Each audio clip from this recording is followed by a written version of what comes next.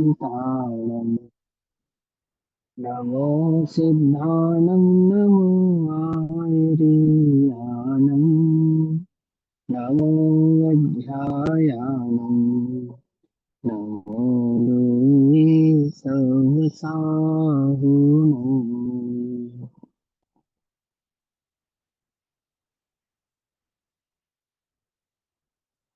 ओंकारं बिन्दुसंयुक्तं नित्यं ध्यायन्ति योगिनः। कामदं मोक्षदं चैव ओंकाराय नमो नमः। मङ्गलं भगवान् वीरो मङ्गलं गौतमोपनि मङ्गलं कुन्दकुन्दार्द्यो जैनधर्मोऽस्तु मङ्गलम्। सर्वमङ्गलमाङ्गल्यं सर्वकल्याणकारकम् प्रधानां सर्वधर्माणां जैनं जयतु शासनम्।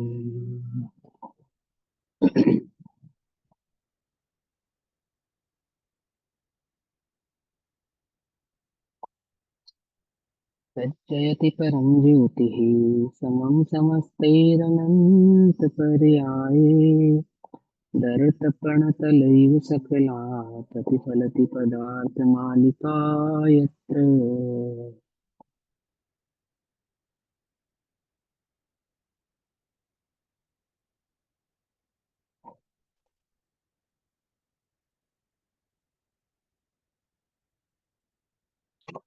हमारी आजकालीन कक्षा का विषय चल रहा है कि पुरुषार्थ सिद्धि उपाय। पुरुषार्थ सिद्धि उपाय के माध्यम से हम श्रावक धर्म के स्वरूप की चर्चा कर रहे हैं। आचार्य अमरचंद्र देव द्वारा रचित इस पुरुषार्थ सिद्धि उपाय में गाथा नंबर 19, श्लोक नंबर या गाथा नंबर को 19 का भाव हमको आज पढ़ना और समझना है। 18 नंबर तक श्लोक में क्या समझाया कि उपदेश की विधि क्या है, कि पहले मुनि धर्म का उपदेश करते हैं और जो इस क्रम को तोड़ता है वो कैसा है कि वह दंडनीय है, उस अपराधी है, दंड देने योग्य है। उपदेश किसका किया जाता है? पहले उत्कृष्ट भाव का किया जाता है, राजमार्ग का किया जाता है। गिरने का उपदेश नहीं दिया जाता। मुनिपने का उपदेश देने का तात्पर्य वहां पे 28 मूल गुण आदि का पालन कर लेना, 22 परीक्षे को सह लेना नहीं होता। मुनिपने का, मुनि धर्म का पालन करना अर्थात शुद्धोपयोग का पालन करना। मुनि धर्म से क्यों कहते हैं उसको, शुद्धोपयोग को? क्योंकि ऐसा ही निमित्त नैमित्तिक संबंध है शुद्धोपयोग का, कि शुद्धोपयोग एक मुनि अवस्था में ही होता है। ग्रस्त आदि अवस्था में आत्मानुभव को भी शुद्धोपयोग तो कहते हैं, लेकिन वहां पे शुद्धोपयोग में अनुभूति का जो समय है और जो उसका काल, माने कुछ समय की जो अनुभूति है उसका अंतराल बहुत बड़ा है। और मुनि धर्म में कैसा है वो, कि वह शुद्धोपयोगी मुनिराज प्रति अंतर मुहूर्त में शुद्धोपयोग को क्षण क्षण में प्रकट कर सकते हैं। और मोक्ष आदि की प्राप्ति करने के लिए भी जीव का मुनि होना अनिवार्य है। जो मोक्ष की प्राप्ति है ना, तो वास्तविक जो साधना है इस मनुष्य जीवन में, वो मुनि धर्म क्यों है? क्योंकि लक्ष्य मात्र ग्रस्त बन के रह जाना नहीं है, रत्नत्रय की पूर्णता है। और रत्नत्रय की पूर्णता कब होती है? जब जीव शुद्धोपयोग को प्राप्त कर सिद्ध अवस्था को प्रकट कर ले। ध्यान से समझना, शुद्धोपयोग को प्राप्त कर सिद्ध अवस्था को प्रकट कर ले। इस शुद्धोपयोग को प्रकट करने के लिए क्या कहा? मुनि बनने का उपदेश सर्वप्रथम दिया। किसको दिया? सम्यक दृष्टि को। किसको दिया? सम्यक दृष्टि को। अब ये तो आगे मैंने आपको बताया भी, उस दिन नोटिस कराया था। अभी हम आगे ग्रंथ पढ़ेंगे तब हमें ये बात भी क्लियर होगी कि बिना सम्यक दर्शन ज्ञान के तो चारित्र का उपदेश होता ही नहीं है। सर्वप्रथम तो सम्यक दर्शन की ही बात है, परंतु जिसे सम्यक दर्शन आदि प्रकट हुए हैं, ऐसे सम्यक दृष्टि उत्साही जीव को किसका उपदेश किया जाता है? मुनि पने का उपदेश किया जाता है। अब आप विचार करो, हम कहाँ संतुष्ट हैं और किस उद्देश्य से संतुष्ट होते हैं? हम इस उद्देश्य से संतुष्ट होते नहीं होते कि चलो भैया पंचम काल है और गृहस्थ बनने में ही धर्म का साधन हो सकता है, और हम यहाँ मोक्ष सम्यक दर्शन आदि प्रकट करके, आत्मानुभूति प्रकट करके और अगले भाव में मोक्ष को चले जाएंगे। ये संतुष्टि आपके चित्त में है या नहीं है? बोलो, अपने आप से पूछो। परंतु ये पंचम काल के मुनिराज पंचम काल के श्रावक के लिए कह रहे हैं। क्या कहा? ये जो आचार्य अमृतचंद्र देव हैं, आज से 1000 वर्ष पूर्व हुए हैं, ये भावलिंगी संत जंगल में बैठ के पुरुषार्थ सिद्धि उपाय की रचना कर रहे हैं। ये किसको संबोधन दे रहे हैं? क्या ये नहीं जानते कि पंचम काल में मोक्ष नहीं होता? बोलो। ऐसा जानने पर भी सम्यक दर्शन का उत्साह ही ऐसा है कि वह मोक्ष की प्राप्ति पर ही जाकर रुकता है। अब ये मोक्ष भी उपचार से कथन है, वास्तविक कथन क्या है? शुद्धोपयोग। एक शुद्धोपयोग ही जिनका लक्ष्य है, एक शुद्धोपयोग ही जिनको भाया है, एक शुद्धोपयोग ही जिनको प्रिय है, एक शुद्धोपयोग के सिवा अन्य जो कुछ नहीं करना चाहते, उनका उपदेश भी सर्वप्रथम क्या है? शुद्धोपयोग के लिए ही है। वास्तविक पुरुषार्थ क्या है? पुरुषार्थ की सिद्धि क्या है? पुरुषार्थ किया किसके लिए जाता है? और इस जीव का एकमात्र पुरुषार्थ क्या है? बोले शुद्धोपयोग। जिनवाणी का सार क्या है? शुद्धोपयोग। मुनि धर्म का सार क्या है? शुद्धोपयोग। सम्यक दर्शन का सार क्या है? इस क्या सार है? शुद्धोपयोग। शुद्धोपयोग अर्थात एक चैतन्य ज्ञायक भाव जो मैं हूं, उसका अनुभव करना। समझे ये बात? कोई करोड़पति होवे तो दुनिया का सबसे बड़ा अमीर बनूं, जिसको पैसे का लोभ हो, धन का लोभ, तो दुनिया के सर्वप्रथम अमीरों में या पैसा वाला में मेरा नाम आवे, ऐसा उसको भाव रहता है नहीं रहता है? एथलीट होते हैं ना, तो क्या चाहते हैं वो? सिल्वर मेडल या ब्रॉन्ज मेडल जीतने के लिए जाते हैं या गोल्ड मेडल जीतने के लिए जाते हैं? बोलो, किसके लिए जाते हैं? बच्चा पढ़ाई करता है, जो पढ़ने वाला बच्चा है, आईएएस बनना चाहते हैं, आदि आदि बनना चाहते हैं, जो पहले ही इस बात को स्वीकार करके बैठे कि सर्वप्रथम तो आना ही नहीं, बोलो उसकी क्या रैंक आएगी? है? कुछ भी नहीं आएगी उस। सर, लोग, हाँ, लोक में तो पहले स्वीकार करे कि मुझे प्रथम श्रेणी में आना है, तब जाके उसको द्वितीय तृतीय आदि जो श्रेणी प्राप्त तो होती है, तो वहां पे भी संतुष्ट होता नहीं है। पकड़ में आई बात? नहीं पकड़ में आई? और ऐसे ही मोक्ष मार्ग है, तो मोक्ष मार्ग की जो ट्रॉफी है, इस पुरुषार्थ का जो फल है, इसका जो रिजल्ट है, वो क्या है? एक शुद्धोपयोग के सिवा तो और कोई इसका सिद्ध अवस्था। रिजल्ट ही नहीं है ना? शुद्धोपयोग, शुद्धोपयोग। सिद्ध अवस्था तो है ही, वो तो उपचार से, उपचार से सिद्धत्व की जो प्राप्ति है, प्रकट जो सिद्धत्व पना है, ये तो उपचरित कथन है। क्या कर रहे हैं सिद्ध भगवान? सिद्ध पने का अनुभव, सिद्ध पने का आनंद ले रहे हैं, आत्मा का आनंद ले रहे हैं। मैं सिद्ध हूं इस बात में ग्लेड है कि मैं आत्मा हूं, उसमें उसमें उसका आप आनंद है। तो आत्मा का हाँ, और वो आनंद उनको चौथे गुण स्थान में आया था, वही वाला है या उससे कुछ अलग है? सेम सोचो। क्वालिटी सेम है। यद, है ना? यदि वो सिद्धत्व का अनुभव कर रहे हैं, तो फिर तो अंतर हो जाएगा। जो सर्वप्रथम संवेदन आत्मानुभूति का जो आनंद था और सिद्धों का जो आनंद है, उसमें तो अंतर हो जाएगा। फिर मजा किसका ले रहे हैं, आनंद किसका ले रहे हैं? वो जो अनुभव मुझे प्रकट हुआ है जिस भी अवस्था में, चौथे गुण स्थान में हुआ, है ना, वो जो भी मेरी अवस्था थी, उस अवस्था से मैं बाहर नहीं आना चाहता। तो उपचार से नहीं बाहर नहीं आने का जो उपक्रम है, जो पुरुषार्थ है, वो मुनिराजों का है। उसका जो फल है वो सिद्धत अवस्था है। चाहते क्या है? एक शुद्धोपयोग चाहते हैं और कुछ चाहते नहीं है। तो उपदेश क्या है? एक शुद्धोपयोग का उपदेश है। तो जब शुद्धोपयोग का उपदेश है तो गर्वित है वो क्या? कि मुनि पने का उपदेश है। सर्वप्रथम उपदेश तो मुनि धर्म का देना। ठीक, और जो इस क्रम को तोड़ता है वो कौन है? वो अपराधी है। और जो इस टूटे हुए क्रम को स्वीकार करता है, वो अपराधी है या नहीं? विचार करो। जिसने क्रम तोड़ा वो तो अपराधी है ही, और जिसने उस टूटे हुए क्रम को स्वीकार किया, वो वो अपराधी निरपराधी है। बड़ा बड़ा वो अपराधी भी है। अपराधी है ना? वो भी अपराधी है। तो पूछो अपने चित्त से कि मैंने कौन सा क्रम स्वीकार किया है?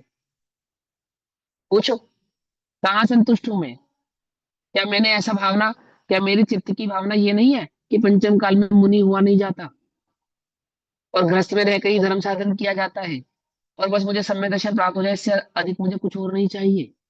और मुनि बनकर क्या करेंगे? अगले भव में चले जाएंगे, तब यहाँ से स्वर्ग जाएंगे सम्य दर्शन प्राप्त करके, फिर विदेह चले जाएंगे, फिर वहां जाके मुनि आदि पना धारण करके मोक्ष चले जाएंगे। यही यही एक रूपरेखा बनाई है, नहीं बनाई है? जिन्होंने बनाई है अपराधी है।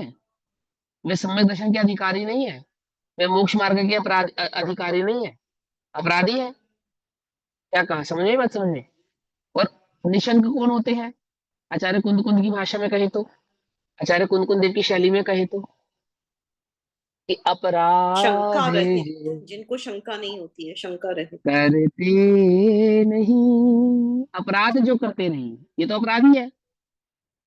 और जो अपराध करेगा वो तो शंका शंका में रहेगा नहीं रहेगा? बोलो, ये शंका है या नहीं है? कि मैं मुनि बनूंगा, पाल पाऊंगा नहीं पाल पाऊंगा, क्या होगा, और पंचम काल में मुनि होते हैं या नहीं होते हैं, आदि आदि, सब क्या परिणाम है? हम नहीं हो पा रहे हैं, ये कमजोरी है। हमें होना ही नहीं है, ये अपराध है। क्या अंतर है या कुछ नहीं अंतर है? हम नहीं हो पा रहे हैं, ये कमजोरी है। हमें होना ही नहीं है, ये अपराध है। आई बात समझ में या नहीं समझ में? हमारी कई बार चर्चा होती है ना?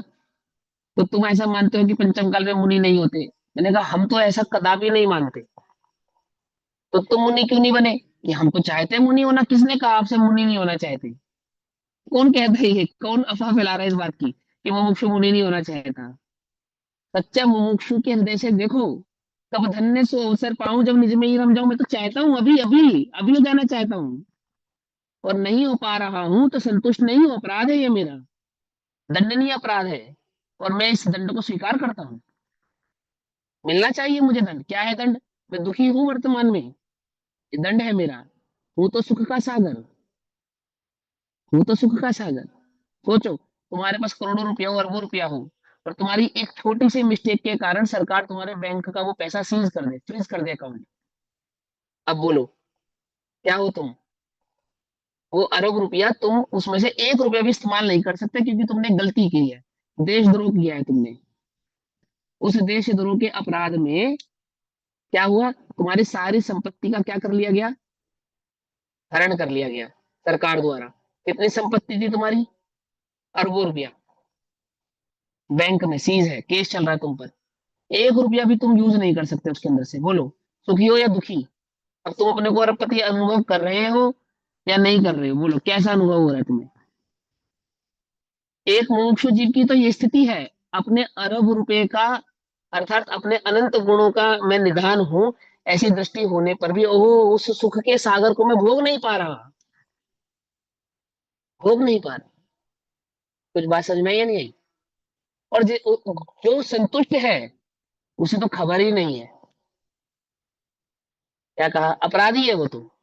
और अपराध जो करते नहीं, निशंक रहते लोक में, बंध जाऊंगा अर्थात कर्म का बंधन, वो तो ज्ञानी स्वीकार ही नहीं करता।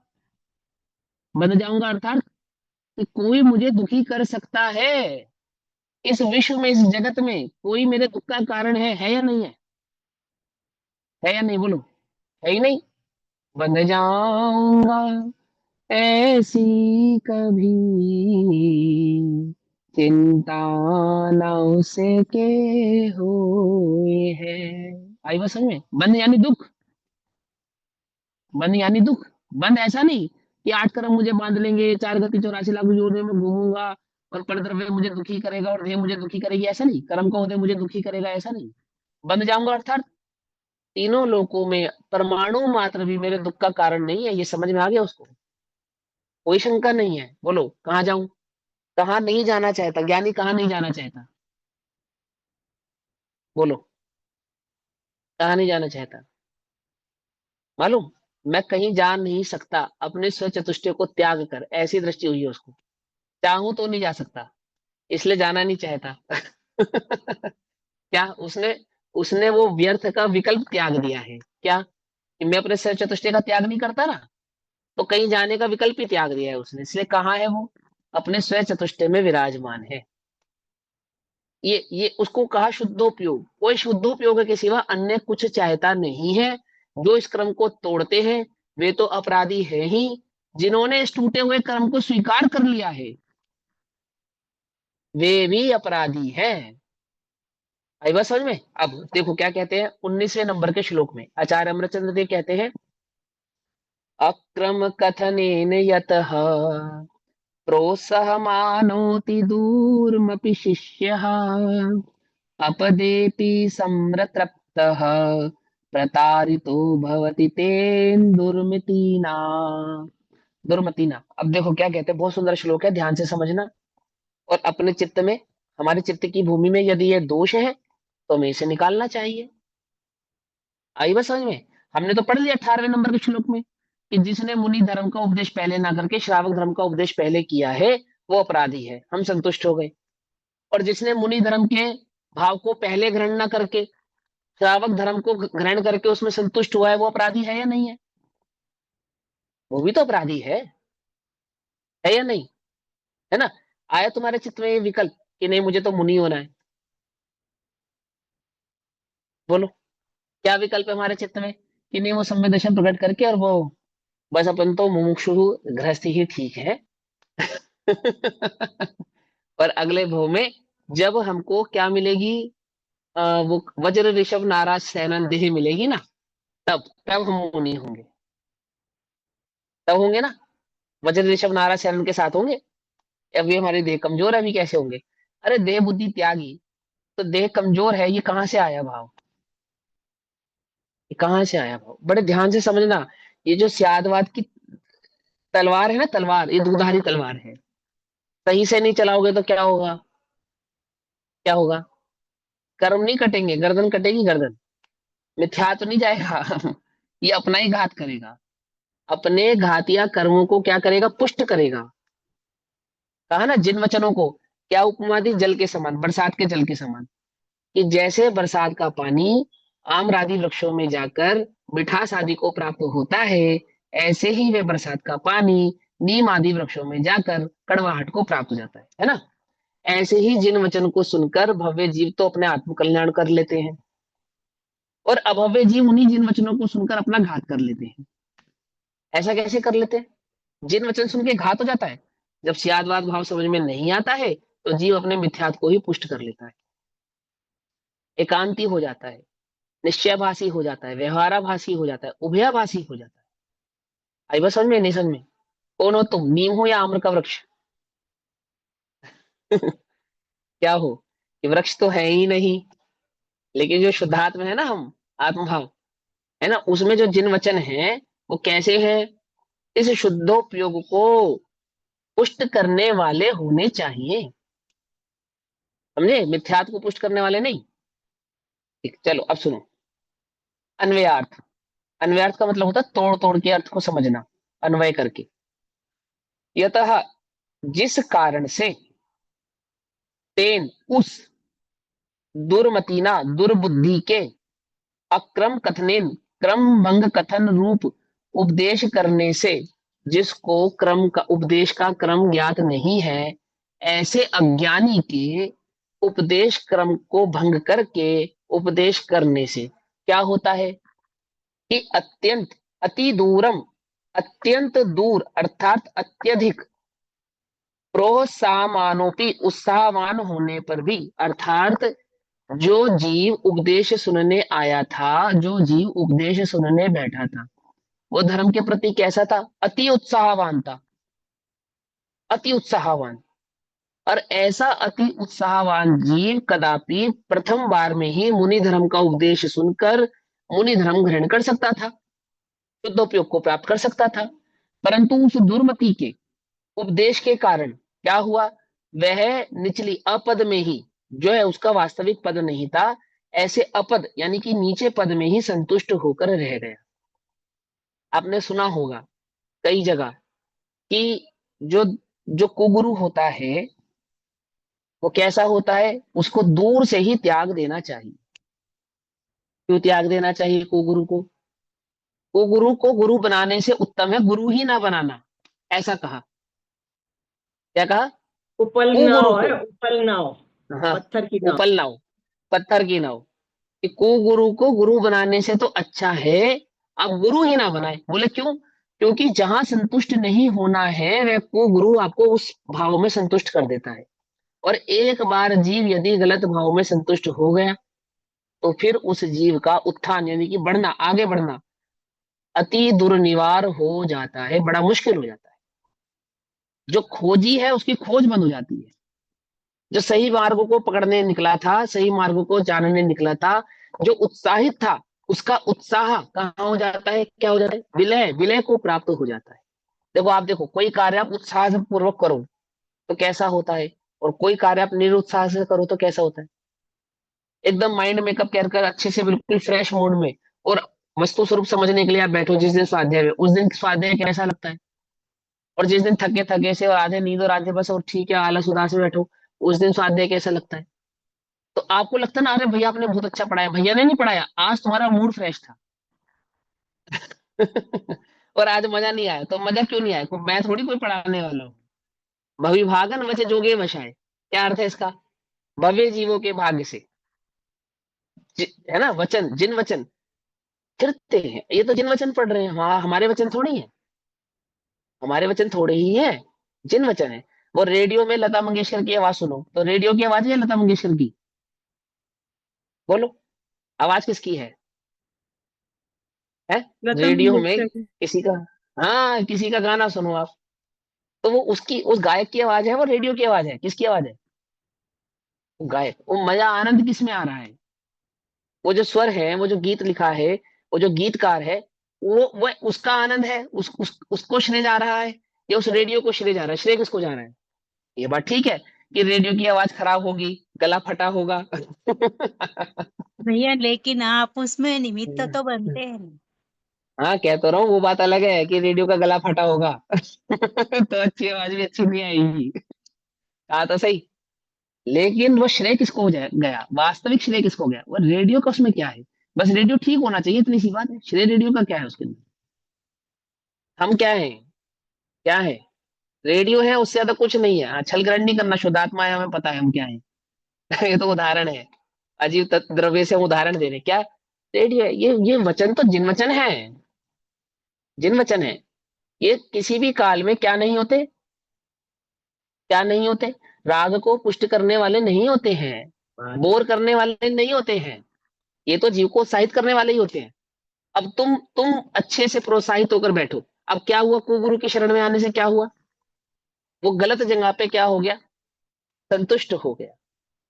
असंतुष्ट होने से क्या हुआ? मोक्ष मार्ग की खोज ही खत्म हो गई। इसी कारण ऐसा कहा गया, क्या कहा गया?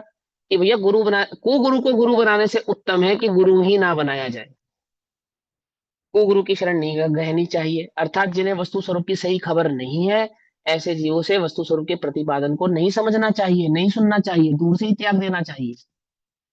अब भैया हमें कैसे पता लगेगा इन्हें वस्तु स्वरूप की खबर है या नहीं है ना? तो क्या कहा? परीक्षा करके, परीक्षा करके किसी को भी, जिन वचन को भी ग्रहण करना तो परीक्षा करके ग्रहण करना, गुरु को भी ग्रहण करना तो परीक्षा करके ग्रहण करना। सर्वप्रथम ही नहीं कि गए और बन गए, ऐसा नहीं, ऐसा नहीं। कैसा करना? परीक्षा करके ग्रहण करना। ये तो पुरुषार्थ की अपेक्षा से।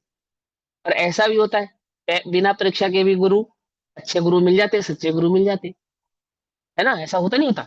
तो देखो वास्तविक स्वरूप क्या कहते हैं, कि जिस कारण से उस दुर्बुद्धि के, वो जो उपदेश करने वाला है और जिसको उपदेश का क्रम नहीं मालूम, उस दुर्बुद्धि के क्रम भंग कथन रूप उपदेश करने से, अर्थात उपदेश का जो क्रम था, सर्वप्रथम क्रम है वीतरागता की पुष्टि। क्योंकि मैं ग्रस्त हूं, ग्रस्त धर्म में स्थित हूं, तो मैं तुम्हें भी वही उपदेश करूं, ऐसा नहीं, ऐसा नहीं।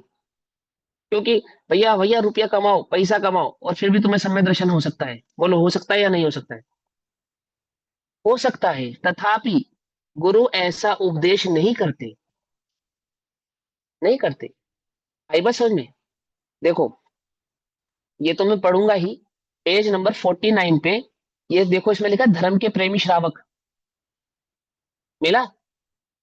एक बॉक्स बना हुआ है नीचे, नोट बॉक्स, उसमें लिखा हुआ है धर्म के प्रेमी श्रावक। मिल गया। देखो गुरुदेव श्री हाँ, गुरुदेव श्री क्या कहते हैं? भाई, लक्ष्मी तो क्षणभंगुर है, तो दान द्वारा लक्ष्मी आदि का प्रेम हटाकर धर्म का प्रेम बढ़ा, ये होते गुरु।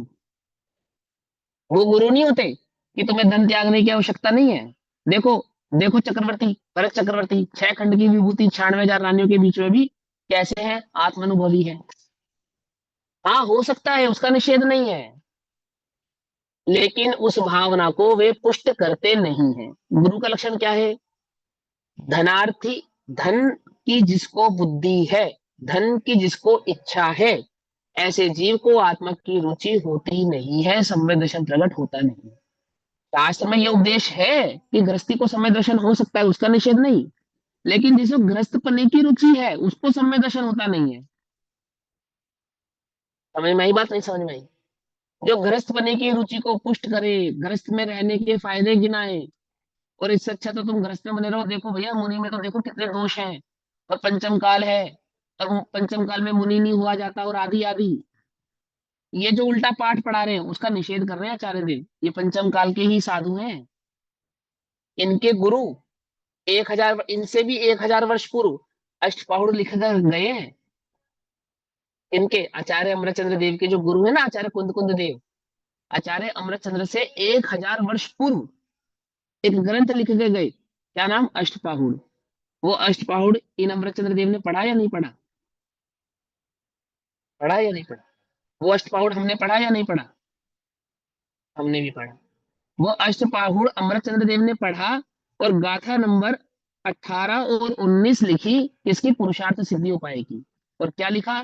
क्रम तो है मुनि बनना सरसर प्रथम। वही अष्टपहुड़ ग्रंथ हमने पढ़ा, और क्या अर्थ किया कि पंचम काल में साधु नहीं हुआ जाता। कुछ बात समझ में आई या नहीं समझ में आई? कौन है वास्तविक शिष्य उनका? कौन है? ये तो मेरे मन का विकल्प है कि मैं अक्सर ऐसा विचार करता हूँ कि जब हम कहते हैं ना मंगलाचरण में, मंगलम भगवान वीरो, मंगलम गौतमो गणित, मंगलम कुंद कुंदार्द्यो, और फिर मंगलम अमृत चंद्र देवाय और जैन धर्मोस्तु मंगलम, ऐसा होना चाहिए क्या? समझे नहीं समझे? कुंद कुंद आचार्य देव के बाद एक राम अमृत चंद्र देव का भी जोड़ना चाहिए। क्यों जोड़ना चाहिए? कि आचार्य कुंद कुंद देव के उस हृदय को यदि कोई खोल पाया है, तो कौन है? वे आचार्य अमृतचंद्र देव है। यदि आचार्य अमृतचंद्र देव आचार्य कुंद कुंद के ग्रंथ पे टीका नहीं लिखते, तो आचार्य कुंद कुंद देव के उस गाथा का भाव क्या है, ये समझ पाना नामुमकिन था। नामुमकिन समझते हो? इम्पॉसिबल, पॉसिबल ही नहीं था कि सिर्फ आप उस एक गाथा भर से इस मर्म को समझ पाते, जो उस गाथा का मर्म था, जिसे आचार्य अमृतचंद्र देव ने अपने टीका के माध्यम से खोला। कुछ बात समझ में आई या नहीं समझ में आई? तो क्या कहते हैं, देखो, आचार्य अमरचंद्र देव की उच्च दुर्बुद्धि, जिसको उपदेश के क्रम का ज्ञान ही नहीं है, मालूम ही नहीं है, उस क्रमभंग कथन रूप उपदेश करने से अत्यंत दूर और दूर ले गया। अर्थात अत्यधिक उत्साहवान होने पर भी वो जीव जो वस्तु स्वरूप को जानकर उसी क्षण होनी धर्म को अंगीकार कर कर शुद्धोपयोगी हो सकता था।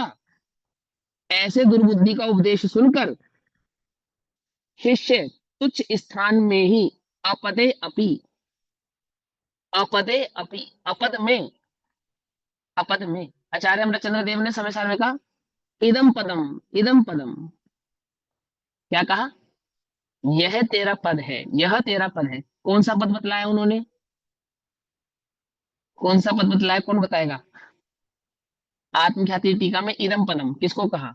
यह तेरा पद है, यह तेरा पद है। अरे बोलो ना, क्यों घबराते हो? है किसको? आत्मा। शुद्ध आत्मा हाँ, को। आत्मा को। हाँ, शुद्ध आत्मा को। बहुत बढ़िया, अच्छी है ना, घबराते क्यों? बोलने की कोशिश किया करो, जवाब दिया करो। इदम पदम, ओहो, एक ये शुद्धोपयोग ही तेरा पद है। शुद्धोपयोग ही तेरा पद है, और कोई तेरा पद नहीं है, अन्य कोई तेरा पद नहीं है। आई वो समझ में? इदम पदम। और ये क्या कह रहे हैं यहाँ पे? अपदे, अपदे, ये तेरा पद नहीं था। जो तेरा पद नहीं था, ऐसे तुच्छ पद में, ऐसे तुच्छ स्थान में सन प्रतृप्तः, संतुष्ट होकर, प्रतारिता भवती, ठगाया जाता है। वह शिष्य उस दुर्बुद्धि का उपदेश सुनकर तुच्छ स्थान में संतुष्ट होकर क्या होता है? ठगाया जाता है। ठगे हुए हो तुम, यदि तुम्हारे चित्त में संतुष्टि है कि मुनि धर्म से श्रावक धर्म भला है। यदि किसी मुमुक्षु के हृदय में इस भावना की संतुष्टि है, तो वह जान ले कि वह ठगाया हुआ है। किससे? किससे?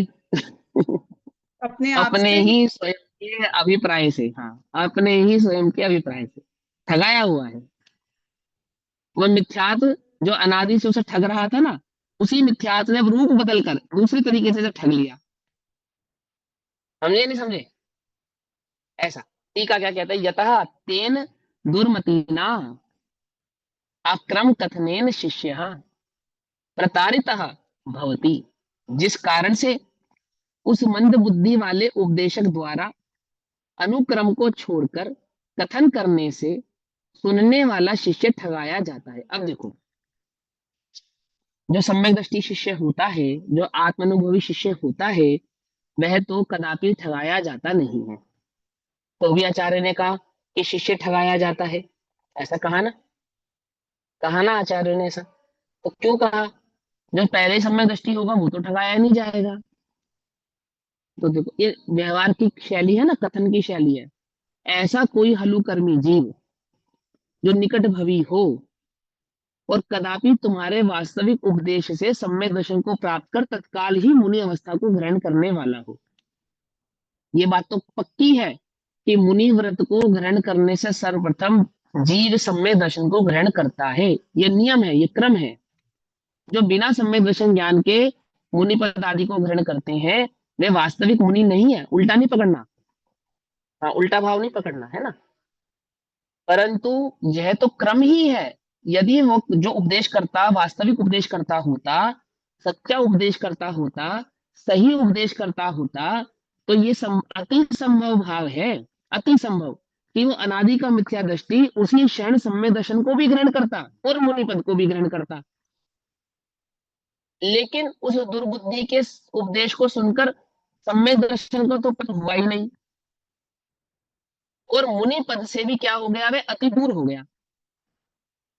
पकड़ में या मत नहीं पकड़ में? ऐसा नहीं कि वो सम्यक दृष्टि भी ठगाया जाएगा, सम्यक दृष्टि नहीं ठगाए जाते, क्योंकि उन्हें वस्तु स्वरूप की भली प्रकार से खबर है, रीतरागता की उनको रुचि है।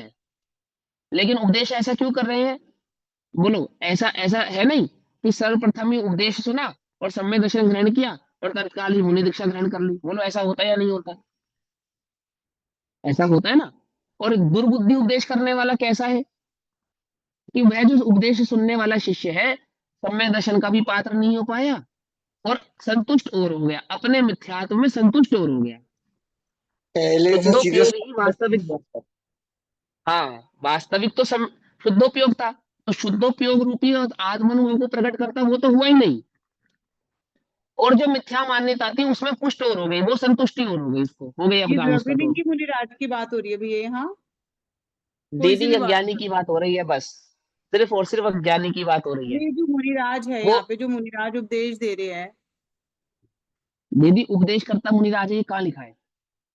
ये तो हमें समझना है, अंडरस्टूड होकर समझना है। आपको मालूम, गृहस्थ के उपदेश को सुनकर भी मुनि हो जाते हैं। वर्तमान युग के बोलो कितने का कथन सुनाऊं। देवों ने आकर संबोधन दिया और मुनि दीक्षा ग्रहण कर ली। देव स्वयं कैसे थे, संयमी थे असंयमी थे? बोलो, असंयमी थे ना, थे नहीं थे? कितने ठीक है, कितने उपदेश हैं ऐसे वर्तमान युग में, ऐसी कितनी कथाएं हैं कि ठीक है, श्रावक ने समझ उपदेश में आ दिया, गया। मंत्री की बात सुनी, मंत्री की बात सुनी और मुनि दीक्षा ग्रहण कर ली। वो मुनि, भैया, वो मन, मिथ्या हाँ मिथ्या दृष्टि के उपदेश सुनकर भी समय दृष्टि हुआ जा सकता है। हाँ, हुआ जाता है, हुआ जाता है, हुआ जाता है। लेकिन यहाँ जो बात समझानी है ना, वो दूसरी है, वो अन्य बात। यहाँ ये कहना है कि वो उपदेश देने वाला मुनि है या श्रावक है या देव है, उसकी बात ठीक, नहीं है। ये बात तो ठीक है, क्योंकि ये लिखने वाले मुनिराज हैं, तो उनकी दृष्टि में मुनिराजों की ही मुख्यता है, और उपदेश करता वास्तविक तो मुनिराज ही होते हैं। पिछली कक्षाओं में मैं समझा चुका हूँ। लेकिन कोई ये छल ग्रहण नहीं करो आप कि वो मुनि ही उपदेश करेंगे। वो दो देव आए स्वर्ग से, उन्होंने परीक्षा करी अथवा जिन धर्म का कुछ मर्म कहा, और राजा ने क्या करा, चक्रवर्ती क्या हुआ, वो मुनि दीक्षा धारण कर ली। मंत्री से मंत्रणा कर रहे थे, मंत्री ने कोई बात कही और मुनि दीक्षा धारण कर ली, और राजा ने मुनि दीक्षा धारण करी, ये बात मंत्री को पता लगी तो मंत्री ने मुनि दीक्षा धारण कर ली। क्या ऐसा हुआ या नहीं हुआ? पुत्र को पता लगा पिताजी मुनि हो गए, पुत्र ने भी मुनि दीक्षा धारण कर ली। माँ को पता लगा पिता और पुत्र मुनि हो गए, सो माँ रिका हो गई नहीं हो गई? बोलो है ऐसा है स्वरूप या नहीं स्वरूप है? उपदेश करने वाला यदि वास्तविक तत्व को जानने वाला है, वह स्वयं संयमी है अथवा असंयमी है, उल्टा नहीं पकड़ना। असंयमी देव की अपेक्षा से कह रहे हैं, संयमी मुनिराजू की अपेक्षा से कह रहे हैं, अथवा ग्रस्त एक देश संयमी है। तो भी सम्यक दृष्टि और वास्तविक उपदेश करता तो एक शुद्धोपयोग एक वीतराग भाव को ही वास्तविक धर्म जानता है, अन्य भावों को तो धर्म जानता नहीं। और कदाचित उसके उपदेश के निमित्त से कोई अनादि मिथ्या दृष्टि सम्यक दर्शन भी ग्रहण करता और मुनि पद भी ग्रहण करता, परंतु सम्यक दर्शन तो ग्रहण किया नहीं, अपितु मिथ्या भाव में ही संतुष्ट होकर रह गया दुर्बुद्धि से उपदेश सुनकर। तो सम्यक दृष्टि जीव ऐसी गलती नहीं करेंगे, सम्यक दृष्टियों को ऐसा नहीं होगा कि वो अपद में स्थित हो जाएंगे, अपद में संतुष्ट हो जाएंगे।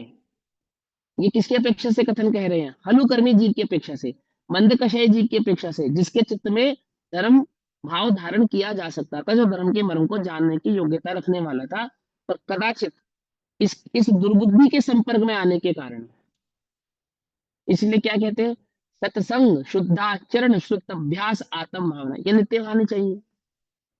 कुवेद्य कुगुरु कुशास्त्र की शरणागति दूर से ही छोड़ देनी चाहिए। धर्म के स्वरूप को नहीं जानने वाले जीवों के साथ क्या नहीं, मित्रता नहीं होनी चाहिए। ये क्यों कह रहे हैं उपदेश? निमित्त प्रधान कथनों में निमित्त के दोष के कारण उपादान में भी दोष उत्पन्न होता है, इस प्रकार से उपदेश किया जाता है। और जिन्हें वस्तु स्वरूप की खबर है, उन्हें जगत में कोई भी दूषित नहीं समझ में। जिन्हें वस्तु की वास्तविक खबर है, ऐसे जीवों को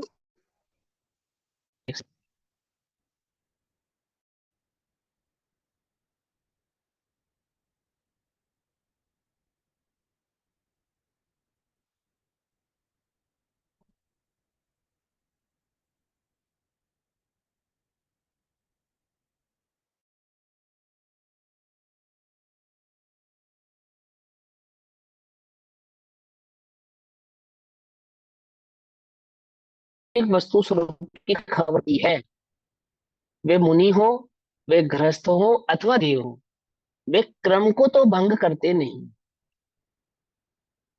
आई बात समझ में? क्या नहीं करते? क्रम को भंग नहीं करते। ऐसा तो देखो क्या कहते हैं, जिस कारण से उस मन बुद्धि वाले उपदेशक द्वारा अनुक्रम को छोड़ कथन करने से सुनने वाला शिष्य ठगाया जाता है। अब ठगाया जाने वाला कौन है? वो मिथ्या दृष्टि है। एक बात, सम्यक दृष्टि नहीं ठगाया जाता। दूसरी बात, किस अपेक्षा कथन कर रहे हैं? यदि हमें सम्यक दर्शन की प्राप्ति नहीं हुई है, तो नित्य ही हमें परिचय प्रदान ही रहना चाहिए, नित्य ही हमें वस्तु स्वरूप को भली से समझना चाहिए, नित्य ही हमें स्वाध्याय के मन को बहुत ध्यान से समझना चाहिए। ज्ञान की किसके साथ मैत्री है? वास्तविक ज्ञान की किसके साथ मैत्री है? वैराग्य के साथ, वैराग्य के साथ। यदि ज्ञान वैराग्य प्रधान नहीं है तो वास्तविक ज्ञान नहीं है। और यदि ज्ञान राग की पुष्टि कर रहा है, राग को तुष्ट कर रहा है, तो वास्तविक ज्ञान नहीं है, वे वास्तविक उपदेश नहीं है। तो बात समझ में आई या नहीं आई? यदि कोई उपदेश किस क्या संतुष्ट कर रहा है, वो कहाँ स्थापित कर रहा है? राग में ही स्थापित कर रहा है। और आपके चित्त में इस बात की भावना, हाँ ठीक है। पंडित दौलत राम जी, पंडित बनारसी दास जी के भजन पढ़े आपने?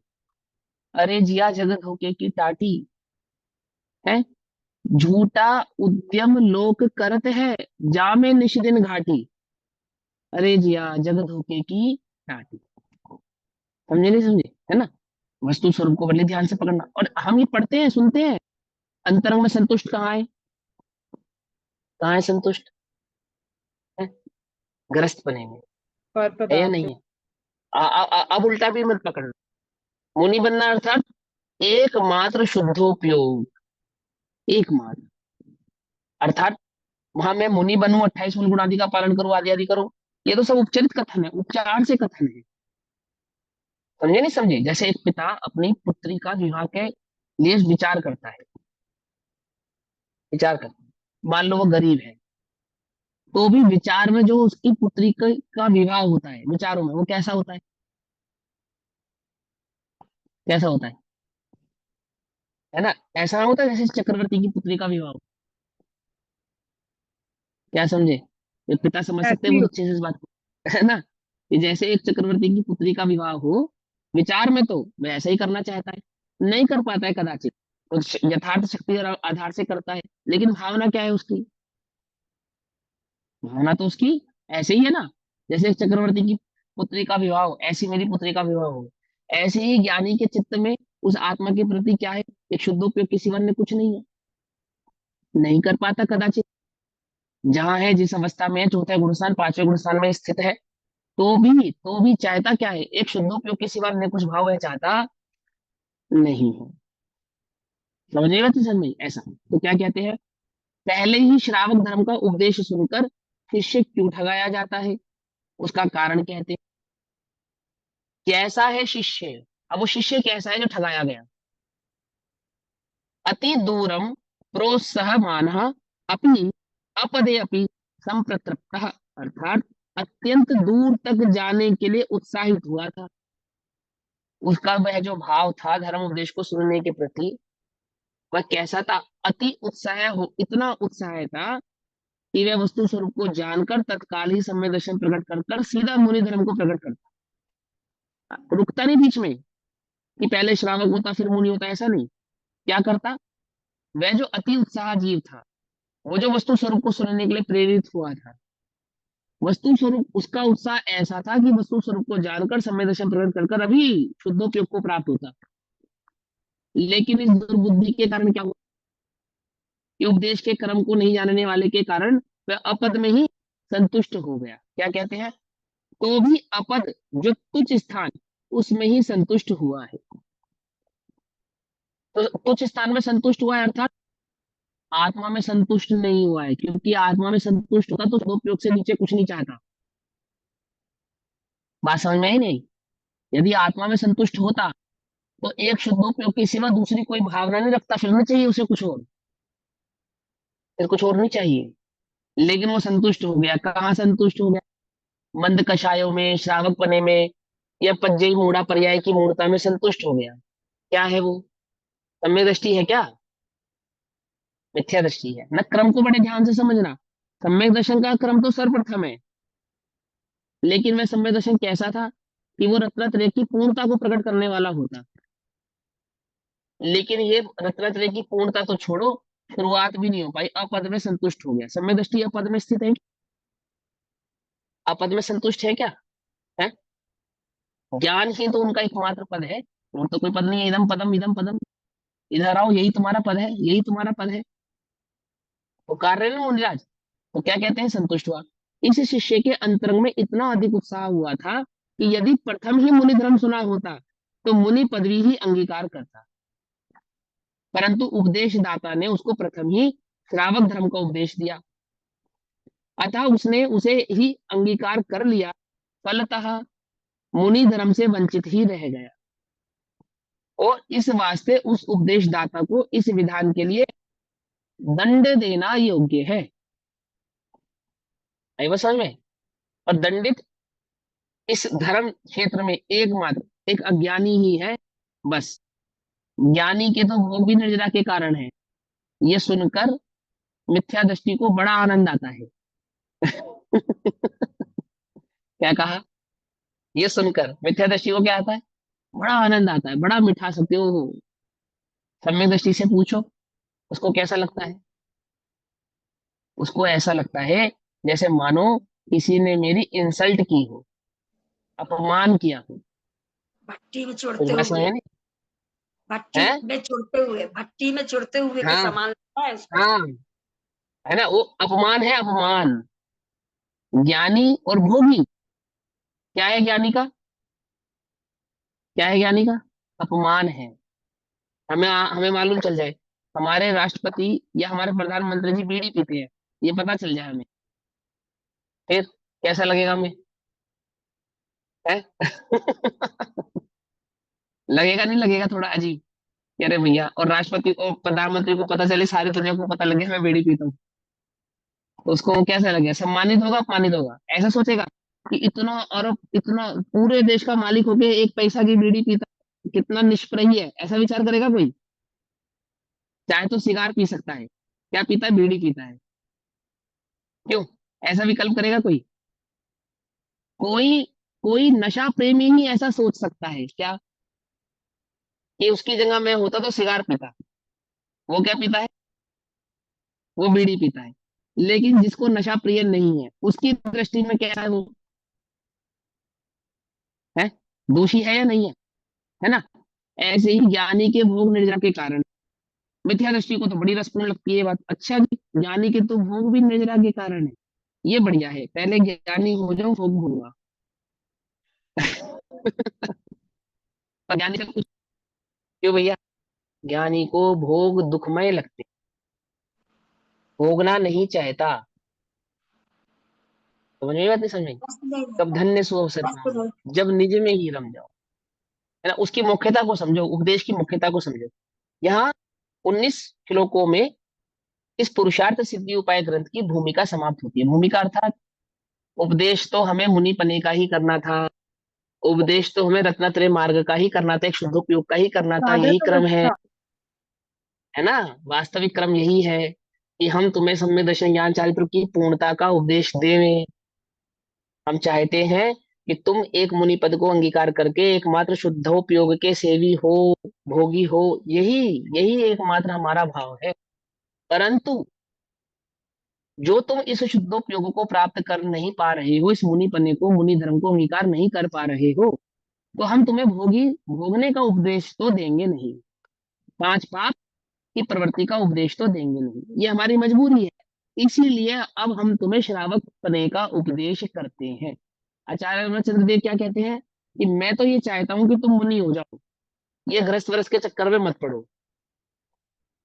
ये सम्य दर्शन यदि तुम्हें प्रकट हुआ हो तो एक शुद्धोपयोग के सेवी बनो बस, कि प्रभु मैं उस शुद्धोपयोग को प्राप्त तो करना चाहता हूँ, परंतु अभी मैं इस अवस्था को प्राप्त नहीं हुआ हूँ कि मैं वह शुद्धोपयोग सेवी बनूं, वे मुनि धर्म को अंगीकार करके मैं भी क्षण क्षण में उस आत्मा का अनुभव प्राप्त करूं, ऐसी मेरी योग्यता अभी नहीं है। मैं क्या करूं, मैं क्या करूं, मैं प्राप्त करना चाहता हूं, मैं नहीं कर पा रहा हूं, मैं क्या करूं।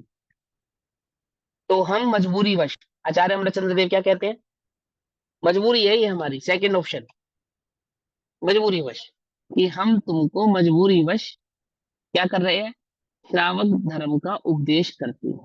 करना नहीं चाहते, तभी तुम समझो कि आचार्य अमरचंद्र देव हमें श्रावक धर्म का उपदेश कर रहे हैं, ऐसा नहीं। ये तो तू उस मुनि पने को अंगीकार करने में असमर्थता जतला रहा है, और हम तुझे भोग भोगने का उपदेश दे नहीं सकते, पांच पापों की प्रवृत्ति का उपदेश दे नहीं सकते, तो हम तुझे उस श्रावक धर्म का उपदेश करते हैं। ऐसी ही भूमिका आचार्य अमरचंद्र देव ने यहाँ पर बनाई। अब यहाँ पे पूज्य गुरुदेव श्री कांजी स्वामी का कोटेशन है, उसको पढ़ लेते हैं। भाई लक्ष्मी तो क्षणभंगुर आचार्य है। जी को भाई साहब कितने नीचे आना पड़ता है हम लोगों को समझाने के लिए, जिनको समझ में नहीं आती। हाँ, और उसको वो अच्छा नहीं मानते, हम्म। प्रायश्चित लेते हैं वो इसका, जी। समझे। अगर आचार्य अमरचंद्र देव ने भले ही तुमको सर्वप्रथम उपदेश किया मुनि बनने का और तुम नहीं बने, और फिर उन्होंने अब तुम्हें श्रावक धर्म का उपदेश दिया, तो अब तो वो दंडनीय नहीं है ना, क्योंकि उन्होंने कर्म तो तोड़ा नहीं, अब तो दंडनीय नहीं है ना। क्यों, अब तो कर्म नहीं तोड़ा, तो अब तो दंड नहीं मिलना चाहिए, क्योंकि वो उपदेश तो पहले मुनि बने का दिया था, तो अपने बाद से में तो श्रावक नीचे बने का आए दिया ना, स्वयं से तो है। नीचे आए ना, इसलिए ना। प्रश्न यह है कि अब दंड मिलना चाहिए या नहीं मिलना चाहिए, क्योंकि दंडनीय तो वो है जो क्रम तोड़ेगा, इन्होंने तो क्रम तोड़ा नहीं, तो सराग उसी का तो तो इनको चारित्र दंड है ना, मिलना चाहिए, सराग उसी को चारित्र, प्रायश्चित कर। सराग चारित्र है ना, जो वो वाला श्लोक आता है। प्रायश्चित। हाँ, अब बात इतनी सी है कि भले ही क्रम तोड़ा नहीं है, तथापि श्रावक धर्म का उपदेश दिया है ना, इसका प्रायश्चित लेंगे कि हमने श्रावक धर्म का उपदेश किया है। क्या कहा, ये है शुद्धात्म सेवी मुनिराज, ये है उनका हृदय, ये है उनका भाव, ये है उनका मर्म, ये समझो। ये हम भी बड़े ऐसा नहीं कितने भैया, जो संतुष्ट होते हैं। श्लोक है वो वाला, परिणति मलिन हुई है मोह देश से। वो तो दीदी, वो तो है ही, वो तो है ही। अगर शुद्धोपयोग का एकमात्र उपदेश कर रहे होते, और तुम शुद्धोपयोग के उपदेश से मुनि हो गए होते, तब भी प्रायश्चित लेते, समझे, तब भी प्रायश्चित लेते। और अब किस बात का प्रायश्चित लेंगे, तब तो उस शुभोपयोग का प्रायश्चित था, अब डबल प्रायश्चित है, एक तो शुभोपयोग प्लस श्रावक पने का उपदेश किया ही। किसकी अनुमोदना करी, थोड़े हिंसक भाव की अनुमोदना की। क्या कहा, पांच पापों की अनुमोदना है श्रावक धर्म का उपदेश, मालूम या नहीं मालूम। अब कोई विरला ही समझ सकता है इस बात को। श्रावक धर्म का उपदेश पाप की अनुमोदना है। ज्ञानियों की समझ में आती है ये बात, अज्ञानियों की समझ में नहीं आती।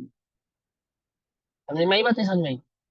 हम श्रावक धर्म उपदेश करें, श्रावक पने का उपदेश करें, ठीक है, उसकी महिमा गाते हैं, कहते हैं, लेकिन विचार करो, श्रावक धर्म का उपदेश एक प्रकार से पाप का उपदेश है। अब मुनि राजों की दृष्टि से देखोगे तो आपको ये समझ में आएगा, क्योंकि वे तो नहीं चाहते कि तुम अपद में स्थित रहो। श्रावक पद को वो अपद स्वीकार करते हैं। यदि कोई श्रावक मुनिराज से ये कहे कि मुनिराज से कि प्रभु अगर सारे के सारे मुनि बन जाएंगे तो आपको आहार कौन कराएगा, ऐसा कहवे, तो मुनिराज को विकल्प आएगा ना, अरे बात तो बिल्कुल सही है, ये सारे के सारे श्रावक अगर मुनि हो गए तो हमारे आहार का क्या होगा? है, आप क्या समझो, कितने क्या अद्भुत होते हैं मुनिराज की दृष्टि। ये कौन भी विरले होते हैं जो वास्तविक उस भावनिक दशा को प्राप्त कर पाते हैं। समझे नहीं समझे?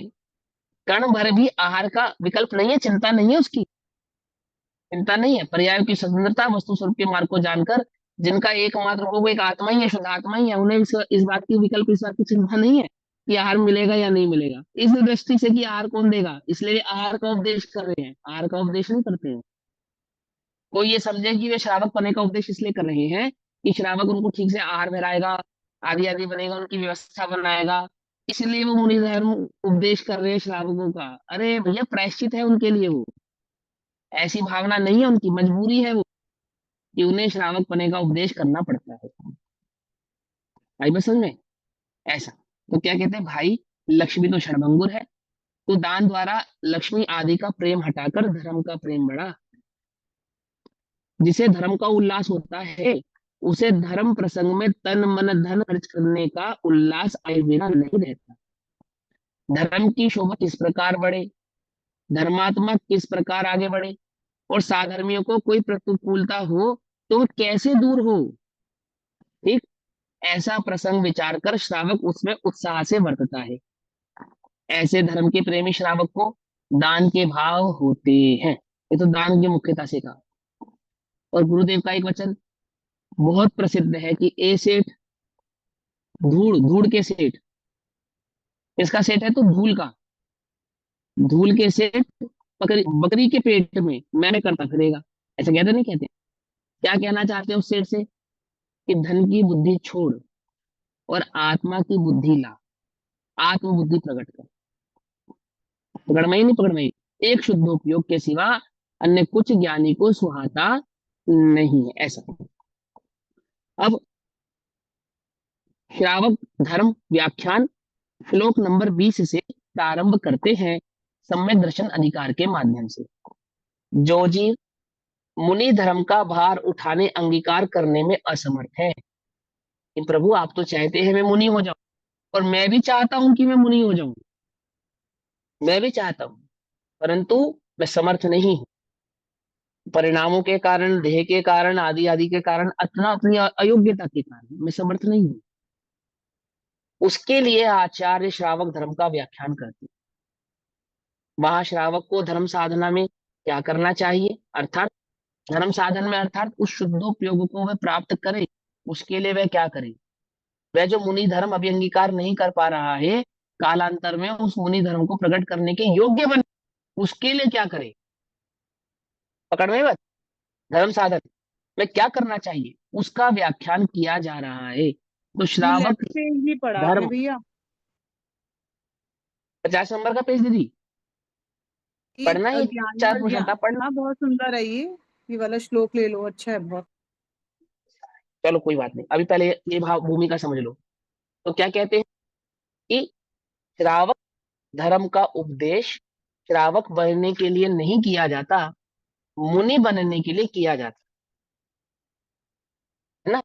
श्रावक धर्म के उपदेश का उद्देश्य मात्र श्रावक पने को प्राप्त होना नहीं है, उसका वास्तविक उद्देश्य तो मुनि पने को प्राप्त होना है। और जो जीव कदापि कदाचित उस मुनि धर्म को प्राप्त नहीं हो पाते हैं, तो वो किस प्रकार की साधना द्वारा उस मुनि पने को प्राप्त हो सकते हैं, उसका उपदेश इस श्रावक धर्म के माध्यम से किया जाए, ऐसी इस ग्रंथ की भूमिका है। और 20 नंबर के श्लोक से इसको प्रारंभ करते हैं। उससे सर्वप्रथम यहाँ पंडित बनारसी दास जी के द्वारा लिखा नाटक समय सार का एक प्रसंग है, चार पुरुषार्थों पर ज्ञानी और अज्ञानी का विचार। यानी ज्ञानी की दृष्टि में पुरुषार्थ क्या है और अज्ञानी की दृष्टि में पुरुषार्थ क्या है। हम ज्ञानी है या अज्ञानी है, तो अपने अपने पुरुषार्थ से जान जाएंगे कि हमारी दृष्टि में हम पुरुषार्थ किसको समझते हैं। तो लोक में चार प्रकार के पुरुषार्थ माने गए, धर्म, अर्थ, काम और मोक्ष, चार पुरुष। और इन चार पुरुषार्थों के स्वरूप के विषय में जो लोकांत जीव है वह क्या समझता है, और जो धर्म बुद्धि जीव है वो क्या समझता है, ये बताया जाएगा। धर्म अर्थ अरु काम शिव, धर्म अर्थ काम और मोक्ष। धर्म अर्थ अरु काम शिव, पुरुषार्थ चतुरंग, कुधी कल्पना गही रहे, कुधी गहे सर्वंग। कुधी माने अज्ञानी तो उन चार पुरुषार्थों की कल्पना भर करता है और ज्ञानी को इसके वास्तविक स्वरूप की खबर है। धर्म अर्थ और काम मोक्ष ये पुरुषार्थ के चार अंग हैं। उन्हें दुर्बुद्धि जीव मनचाहे ग्रहण करते हैं और सम्यक दृष्टि ज्ञानी जीव संपूर्णतया वास्तविक स्वरूप से अंगीकार करते हैं। ठीक, तो क्या है वे पुरुषार्थ? कुल को आचार ताही मूर्ख धर्म कहे, जो मेरे कुल की परंपरा है उसका मैं आचरण करता हूँ, यही धर्म है। क्यों भैया, कौन हो तुम? जैनी हो? क्यों? क्योंकि हमारे पिताजी और माताजी जैन है। क्यों भैया मंदिर क्यों जाते हो? क्योंकि हमने तो बचपन से अपने घर में मंदिर जाते हुए देखा है। स्थानकवासी हो, डेरावासी हो, दिगंबर हो, कौन हो? है कि भैया हम तो पीछे से ही स्थानकवासी हैं, डेरावासी हैं, 20 पंथी हैं, 22 पंथी हैं, है ना, सवैया हैं, सवैया मतलब वो तारण पंथी हैं, आदि आदि। तो यही हमारा धर्म है ना, यही है ना हमारा धर्म। कुल को आचार ताही मूर्ख धर्म कहे, वस्तु स्वरूप को पहचान कर पुरुषार्थ पूर्वक सच्चे धर्म को ग्रहण करता, वो तो वास्तविक धर्म था। समझे नहीं समझे? आज आज अपने को मालूम चल जाए। देखो गुरुदेव को मालूम चला, अन्यथा नहीं पकड़ना बात को, है ना, वस्तु स्वरूप को समझना, किसी धर्म पे कटाक्ष नहीं करने। जैसे गुरुदेव स्थानकवासी संप्रदाय में थे और आत्मा तो आत्मा है, क्या स्थानकवासी, क्या तेरापंथी और क्या दिगंबर और क्या श्वेतांबर, है ना, आत्मा की आराधना करते, संवेदन प्रकट कर लेते। पुद्गल की परिणति, जड़ की परिणति थी ना, जड़ में जो हो रहा था सोने देते। शरीर क्या है, जड़ है या चेतन है? अरे जल्दी जल्दी बोलो फटाफट, शरीर जड़ है या जड़ है, चेतन है? जड़। जड़ है। और मुख भस्त्रिका जड़ थी या चेतन थी? बोलो। वो भी जड़ जड़ है। थी ना, जड़, जड़ थी। ऐसे जैसे शरीर का कपड़ा नहीं उतारा, ऐसे मुख से कपड़ा नहीं उतारा, क्या फर्क पड़ रहा था? एक चादर तन पे लपेटी थी, एक चादर मुंह पे लपेटी थी, बस। सब में दर्शन बाधित हो जाता क्या उससे? हो जाता क्या? बोलो। होता। हाँ। अज्ञानी होते तो यही समझते कि इससे सम्य दर्शन बाधित नहीं होगा, लेकिन वस्तु स्वरूप को जानने के बाद समझ में आया। क्या समझ में आया? कुल को आचार ताही मूर्ख धर्म काहे, पंडित धर्म कहे वस्तु के स्वभाव को। पंडित माने ब्राह्मण ज्ञानी है, जीव, ज्ञानी। अरिहंतों को कहा जाता है पंडित, पंडित। मुनिराजों को कहा जाता है पंडित। सम्यक दृष्टि को कहा जाता है बाल पंडित, और मिथ्या दृष्टि को कहा जाता है बाल, और घोर मिथ्या दृष्टि को कहा जाता है बाल बाल। क्या समझे? पंडित सम्यक धर्म दृष्टि को कहे बाल, वस्तु के स्वभाव। सम्यक दृष्टि को बाल कहते हाँ, हैं, बाल। बाल पंडित, बाल पंडित, सम्यक दृष्टि को बाल पंडित, मुनिराजों को पंडित, अरिहंतों को पंडित पंडित, ऐसा। नहीं, ठीक, तो क्या चौथे कहते हैं? गुणसान वर्ती जीव को बाल पंडित और बाल बाल, क्योंकि वो अभी बाल बाल मरण ऐसे पढ़ा है ना, बाल बाल मिथ्या दृष्टि जीव को बाल, मिथ्या दृष्टि जीव का बाल बाल मरण होता है। देखो सुनो दीदी, पहला गुणस्थान बाल बाल। और कोई जीव सम्यक सन्मुख है, सम्यक दर्शन प्रकट नहीं किया, वो बाल। सम्यक नहीं दर्शन नहीं, प्रकट किया, बाल। अच्छा, सम्यक चौथे दर्शन प्रकट कर दिया तो चौथा बाल। गुणस्थान, हाँ, वो मरण, अभी मैं वो देखो मरण करने का पढ़ रही हूँ हाँ, ना, उसमें चौथे मरण, गुणस्थान में बाल है मरण। बाल बाल मरण। चलो चलो ठीक है, वो तो उसके उपचार के कथन इसी प्रकार के होंगे। पंचम गुण स्थान में या छठे गुण स्थान में बाल पंडित होंगे, है ऐसा है? अच्छा, पंचम फिर पंडित गुणस्थान पंडित। में बाल पंडित, बाल तो बाल पंडित। इसका इसका मतलब ये हुआ कि यहाँ पे जो पंडित कहा जा रहा है वो रत्नात्रय के धारी है। समझे नहीं समझे, इसका तो यही अर्थ हुआ फिर। तो पंडित धर्म कहे वस्तु के स्वभाव को, यहाँ पंडित सम्यक दृष्टि की मुख्यता से, ठीक। खे को खजानो ताही अज्ञानी अर्थ कहे, खे माने मिट्टी राख, खे माटी में मिलेगी देह, होएगी खे इसी के नेह, पड़ा दुख भरना। सुनिए, खे खे माने राख, राख को खजानो ताही अज्ञानी अर्थ कहे, यानी धन संपदा धूल से बने हुए उस सोने चांदी के सिक्कों को अज्ञानी धन कहता है। पृथ्वी का एक है ना, पृथ्वी का एक सोना चांदी, पृथ्वी का एक है ना, तो क्या हो गया वो पृथ्वी का एक? धूल हो गई, मिट्टी हो गई, सीधी सी बात। तो खे को खजानो ताही अज्ञानी अर्थ कहे, ज्ञानी कहे अर्थ दरब दर्शाओ को। अर्थ क्या है? द्रव्य दृष्टि, द्रव्य का प्रयोजन, अर्थात पुरुषार्थ सिद्धि उपाय, ये द्रव्य है, ये वास्तविक अर्थ द्रव्य है, अर्थ है। अर्थ माने प्रयोजन भूत वस्तु का जो स्वरूप है, वस्तु जो तत्व है, वह अर्थ है, वास्तविक अर्थ। धन, वास्तविक धन क्या है? आत्मा, आत्मा की दृष्टि, आत्मा का अनुभव, वो वास्तविक धन है। अज्ञानी की दृष्टि में धन क्या है? अज्ञानी की दृष्टि में रुपया पैसा धन है। ये को खजानो ताही अज्ञानी अर्थ कहे, ज्ञानी कहे अर्थ दरब दर्शाऊ को। दंपति को भोगता ही दुर्बुद्धि काम कहे, अर्थात काम किसको कहते हैं जगत में? विषय सेवन को। जो 5 इंद्रिय के विषय सेवन आदि हैं, इनको अज्ञानी काम कहता है। परंतु सुधि काम कहे अभिलाष चित्त चाहु को। क्या मतलब? ये जो इच्छा है ना, इच्छा, इच्छा के निषेध को काम कहते हैं। सुधि इच्छा माने को ज्ञानी, काम कहते हैं भैया, इच्छा को काम हाँ, कहते हैं, निषेध को काम विषय नहीं कहते। सुधी जन कहे अभिलाष चित्त चाव को। तो सुधी जन हाँ माने जो ज्ञानी जन है, उन्होंने इच्छा को काम कहा ना, तो उनका जो, उनकी दृष्टि में जो वास्तविक काम है, जो वस्तु स्वरूप का वास्तविक काम है, वो इच्छा का निरोध है। इच्छा निरोध। उन्होंने इच्छा, हाँ, इच्छा निरोधा। हम कौन सा काम नहीं चाहते? इच्छा रूपी काम नहीं चाहते, हमें तो इच्छा का निरोध चाहिए। देखो, काम का मतलब है भोग, सीधा सीधा। 5 इंद्रियों के विषय सेवन, सेवन यानी कि भोग को कहते हैं काम। स्पर्शन रसना घ्राण चक्षु आदि सभी इंद्रियों का जो सेवन है, वो भोग, वो काम कहलाता है। और ज्ञानी किसका भोग करना चाहते हैं? भोग करना चाहते हैं, नहीं करना चाहते? पंच इंद्रिय। करना चाहते हैं ना। सिद्धों को भोग है या नहीं है? भोग भोग है या नहीं है? अनंत दर्शन, अनंत ज्ञान, अनंत सुख, अनंत वीर्य। अंतराय में क्या प्रकट हुआ उनको? अनंत अंतराय में जो प्रकट हुआ, अंतराय के अभाव में अनंत भोग अपने उत्पन्न हुआ है ना, स्वरूप वो, का भोग और भोग कर। हाँ, है ना, वो उनका काम है। और लोक में काम इच्छा है, तो ज्ञानी इच्छा का निषेध, यानी लौकिक विषय भोगों का तो निषेध करता है, और एकमात्र स्वरूप का अनुभव, उसको भोग स्वीकार करता है। तो दंपति को भोगता है दुर्बुद्धि काम कहे, बुद्धि काम कहे अभिलाष चित्त चाऊ को। इंद्र लोक थान को अजान लोग कहे मोख। क्या? इंद्र यानी स्वर्ग आदि में जाने को ही अज्ञानी लोग मोक्ष समझते हैं। पढ़ लो, सारी दुनिया में मोक्ष का स्वरूप क्या है? पढ़ लो, सारे जगत में मोक्ष का स्वरूप क्या है? एक बैंकुट है, एक वो है, कोई दरबार है, अन्यथा है, आदि आदि है। और वहाँ वो इंद्र आदि है, जो ब्रह्मा विष्णु महेश के रूप में, और उनकी वो हम सेवा करेंगे, आदि आदि करेंगे, वो हमारा क्या है? मोक्ष है। माने स्वर्ग आदि भाव को ही मोक्ष कहता है। अज्ञानी इंद्रलोक थान को, इंद्रलोक माने स्वर्ग, इंद्रलोक थान को अजान लोग कहे मोख, सुधी मोख कहे एक बंध के अभाव को।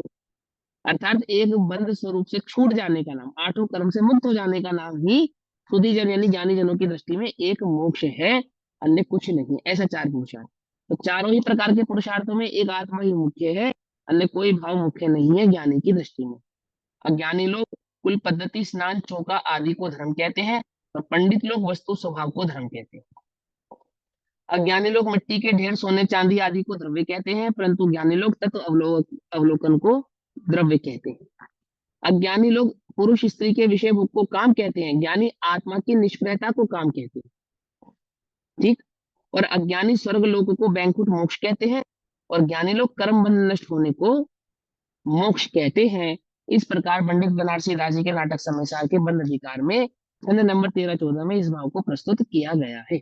और अब श्लोक नंबर 20 में श्रावक सम्यक दर्शन अधिकार के माध्यम से श्रावक धर्म का व्याख्यान आचार्य अमरचंद्र देव हमारे समक्ष करेंगे। तो वह भाव हम कल पढ़ेंगे। तब तक के लिए सभी को जय जिनेन्द्र। ओम नमः सिद्धेभ्यः। निज निधि निज में बताई यहाँ अनंत उपकार है, उसके लिए जिनवाणी माँ को वंदना शत बार। नमो हरिहंताणम नमो सिद्धाणम नमो हरिहंताणम।